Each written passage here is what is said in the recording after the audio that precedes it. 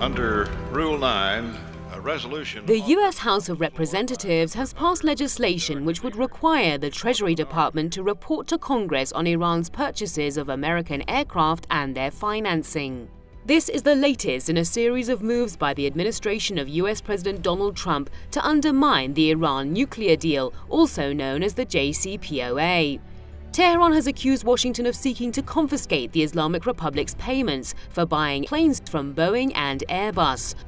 The two aviation giants have announced deals to sell nearly 300 planes to Iranian airlines worth $40 billion.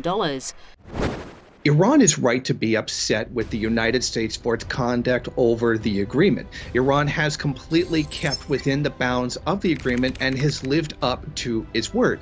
The United States has repeatedly made false accusations of Iran violating the agreement when they most certainly have not. Even international bodies have agreed that Iran is perfectly well within the agreement itself.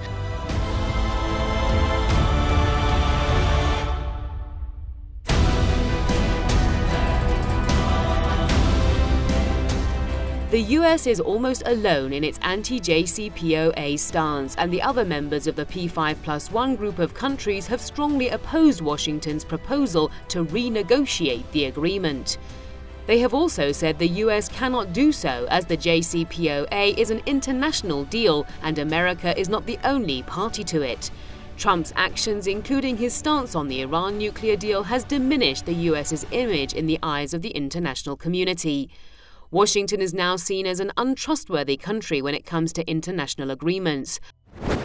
The world is becoming frustrated with the United States over the agreement. Many of the advanced countries, even the imperialist countries who join in on the attacking of Iran, have certified that Iran has not violated the agreement, and many of them are starting to show frustrations towards the United States. It seems many of the state actors around the world want a peaceful agreement where there is no hostility on either side, no production of nuclear weapons, yet no sanctions against Iran, because many countries would rather just do business with them. But it seems like the public opinion is turning against the United States in this matter. The U.S. is now in a difficult situation as it has to deal with the prospects of the loss of faith in America. The country no longer has the support of its allies, and they have distanced themselves from the White House under a Trump whose foreign policy is murky and vague. Well, the United States is proving that it's completely unreliable. They're proving that they do not keep their word with agreements. This makes a lot of people who are looking to engage in negotiations like the DPRK with the United States as to whether or not they really want to do so. Why would many of these countries or organizations even consider entering an agreement with the U.S. if they know that the U.S. is not going to live up to them? This is severely harming the credibility of the United States, and frankly, a lot of people around the world are starting to get tired of it. Even the UK has criticized the US over not keeping their agreements, and they're one of the closest allies. I think that the reputation of the United States across the world is being tarnished because of their behavior.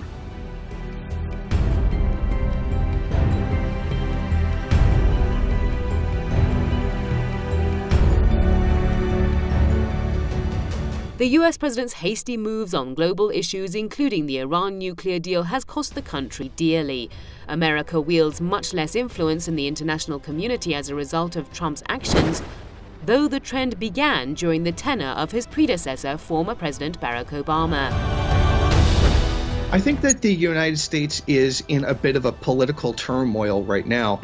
The country is being assaulted on many fronts with political unrest, not just from the people, but questions within the government itself as to the conduct or even the legitimacy of the presidency of Donald Trump. There are many forces inside the U.S. government that would like to see a peaceful agreement between Iran and the United States, and that these continual lies against Iran are causing internal hostilities which may become very destructive towards the presidency of Donald Trump. As Washington's influence wanes globally, Russia is filling the gap in different parts of the world, most notably the strategic region of the Middle East.